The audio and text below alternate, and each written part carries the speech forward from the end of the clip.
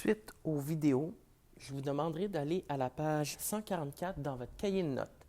Vous aurez besoin d'un crayon à mine, d'une gomme à effacer et d'un surligneur. Donc, suite aux vidéos, nous continuons encore d'aborder les concepts de l'univers techno, mais aujourd'hui, c'est plus associé à l'ingénierie mécanique, donc au comportement des pièces dans un objet ou dans un système. En premier, nous allons voir les fonctions de liaison. Lorsque deux composants sont assemblés, il y a liaison. Si et seulement si les composants de cet assemblage ont une fonction mécanique qui permet de maintenir ensemble les composants. Donc, si j'assemble ces deux pièces ensemble, elles doivent rester ensemble. Là, on peut dire qu'il y a une liaison. Alors, il existe 4 paires de liaisons différentes. Nous allons voir chacune d'entre elles et je vais vous expliquer les caractéristiques de cette liaison. Donc, premièrement, une liaison peut être directe ou indirecte. Elle ne peut pas être les deux en même temps. Elle est soit directe ou indirecte. Une liaison directe, les pièces tiennent ensemble sans un organe de liaison. Donc, il faut se souvenir qu'un organe de liaison, c'est une pièce qui permet de tenir en place deux objets. Pour une liaison directe, eh bien, les pièces vont tenir ensemble sans un organe de liaison. Pour une liaison indirecte, eh bien, les pièces ont besoin d'un organe de liaison pour tenir ensemble. Ça peut être une vis, un clou, de la colle, une goupille, un velcro, de la soudure, etc. Il en existe plein. Deuxième paire de liaison, nous avons une liaison rigide et une liaison élastique. Pour une liaison rigide, eh bien, les surfaces des pièces liées ou l'organe de liaison ne sont pas déformables ou n'assurent pas une fonction de rappel. Donc, lorsque les deux pièces sont liées ensemble, elles restent rigides, elles ne se déforment pas. Quand on parle d'une fonction de rappel, c'est exemple, que je déforme un objet, que je l'étire ou que je le compresse. Prenez par exemple un ressort. Bien, lorsque je compresse ou j'étire mon ressort, eh bien, mon ressort va revenir ensuite à sa position initiale. Une liaison élastique, les surfaces des pièces liées ou l'organe de liaison est déformable et qui assure une fonction de rappel. Donc, élastique, c'est que dans ma liaison, eh bien, je peux étirer, je peux déformer, et puis lorsque ensuite cette déformation est faite et que je la relâche, eh bien, ils vont prendre leur position initiale. Troisième paire de liaisons, liaison démontable ou indémontable. Donc, ça ne peut pas être les deux en même temps, c'est soit l'une ou l'autre. Une liaison démontable, eh bien, lorsqu'on sépare les pièces qui sont liées ensemble, il n'y a aucun endommagement qui va faire au niveau de leur surface ou de l'organe de liaison, bien sûr, s'il y en a un. Donc, lorsque je vais enlever ces deux pièces les unes des autres, je n'ai pas besoin d'endommager les pièces. Elles vont facilement se défaire. Indémontable, bien, si je veux séparer les pièces ensemble, eh bien, je dois endommager leur surface ou sinon endommager aussi l'organe de liaison. Prenez juste par exemple, je colle deux feuilles de papier ensemble avec de la colle. Eh bien, ici, j'ai une liaison qui est indémontable. Pourquoi? Si je veux séparer mes deux feuilles que j'ai collées ensemble, eh bien, nécessairement, je dois briser la liaison. Mes deux feuilles de papier ne retrouveront pas le même état qu'ils avaient initialement lorsque je les avais collées ensemble. dernière paire de liaisons, nous avons liaison partielle et liaison complète. Donc, encore ici, elle ne peut pas être partielle et complète en même temps, c'est soit l'un ou l'autre. La liaison, donc pour une liaison partielle, la liaison permet au moins un mouvement indépendant des pièces liées les unes par rapport aux autres.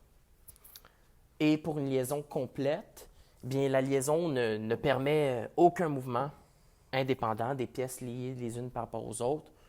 On peut juste prendre par exemple une paire de ciseaux. Eh bien, lorsque je prends l'extrémité de mes ciseaux, eh bien, je peux les bouger. Donc, j'ai une liaison partielle. Si on prend un exemple, une liaison complète, eh bien, les pattes d'une chaise, eh bien, je ne peux pas faire un mouvement entre les deux. Donc, c'est une liaison qui est complète.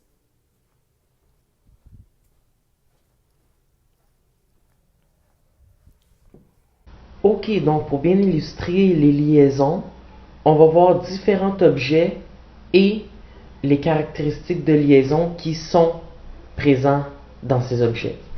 Alors, on va commencer en premier ici avec un pot et son couvercle. Je le dévisse.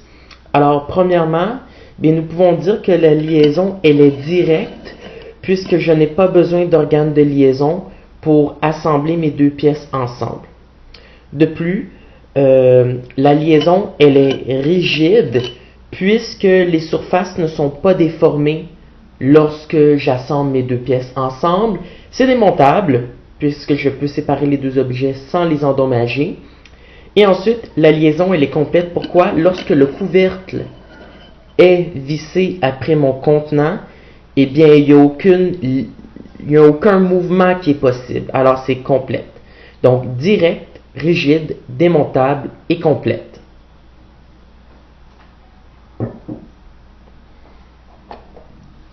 Ici, j'ai un autre plat avec un couvercle, mais dans ce cas-ci, c'est différent.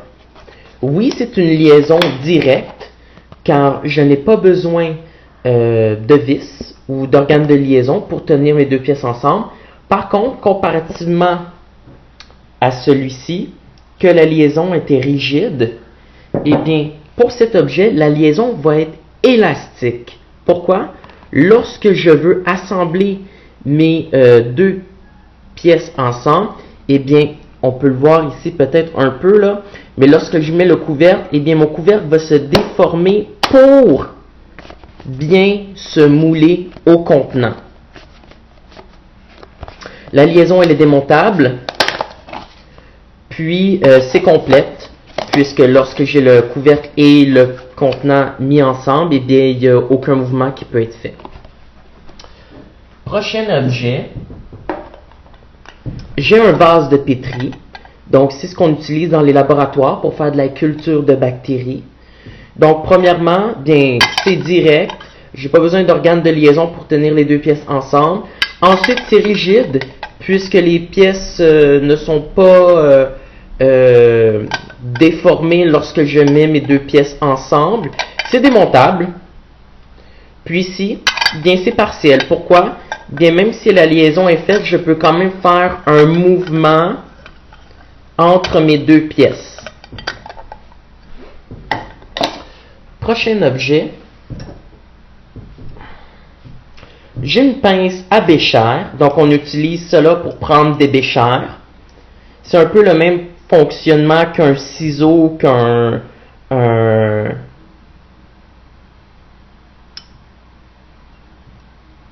ou tout autre objet qui peut y ressembler, là. Premièrement, la liaison, elle est indirecte. Pourquoi? Pour mes deux branches, eh bien, j'ai besoin d'un organe de liaison qui est ici au milieu et ça s'appelle un rivet. Donc, un rivet, c'est une petite pièce qui va permettre de tenir mes deux manches ensemble. La liaison, elle est rigide puisque lorsque j'ai assemblé mes deux pièces ensemble, il n'y a eu aucune déformation. C'est indémontable. Pourquoi? Eh bien, pour pouvoir séparer mes deux manches ensemble, je dois briser le rivet qui est au centre. Et ensuite, c'est partiel. Pourquoi? Bien, je peux faire un mouvement indépendamment entre mes deux pièces. Prochain objet, j'ai un tournevis. Donc, premièrement, la liaison, elle est directe. Pourquoi? J'ai pas eu besoin d'organes pour tenir mes deux pièces ensemble. J'ai ça ici, c'est la mèche. Ça ici, c'est le manche.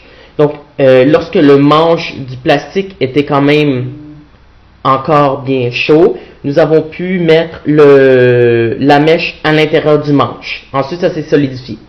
Donc, ici, c'est rigide. C'est indémontable puisque je dois casser la mèche de mon tournevis pour pouvoir le séparer du manche. Et puis, c'est une liaison complète puisque je ne peux pas faire de mouvement entre les deux. Autre objet. Vous avez tous ça à la maison, du moins je l'espère, une calculatrice, donc. Alors, premièrement, c'est une liaison qui est directe puisque je n'ai pas eu besoin d'organes de liaison pour tenir les deux pièces ensemble et s'emboîtent facilement l'un dans l'autre.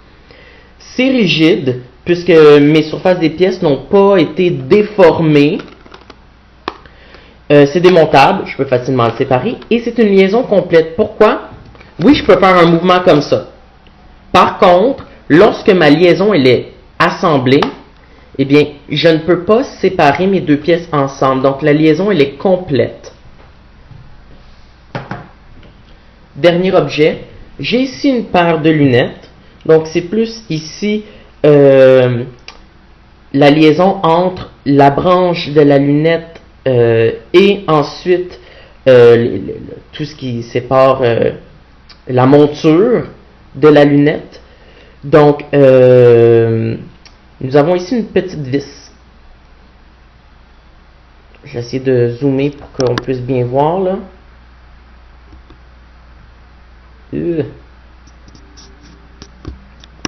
Donc, nous avons ici une vis.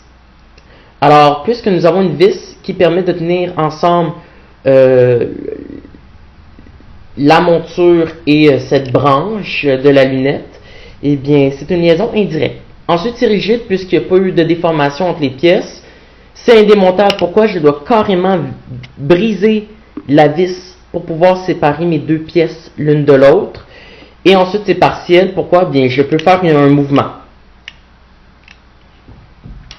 Et voilà, donc c'était des exemples d'objets, les caractéristiques de liaison qui s'étaient associées à ces objets. Donc un exemple, un épingle en bois donc, que l'on utilise pour accrocher les linges, les vêtements sur la corde à linge.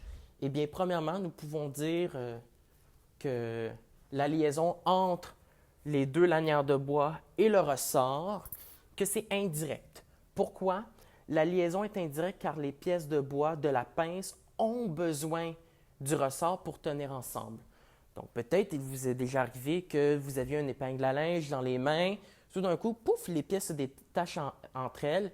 Eh bien, sans le petit ressort que nous avons, bien, nos deux pièces ne peuvent pas tenir ensemble. Alors, c'est une liaison indirecte puisque j'ai besoin d'un organe de liaison. Ensuite, ma liaison va être élastique. Pourquoi?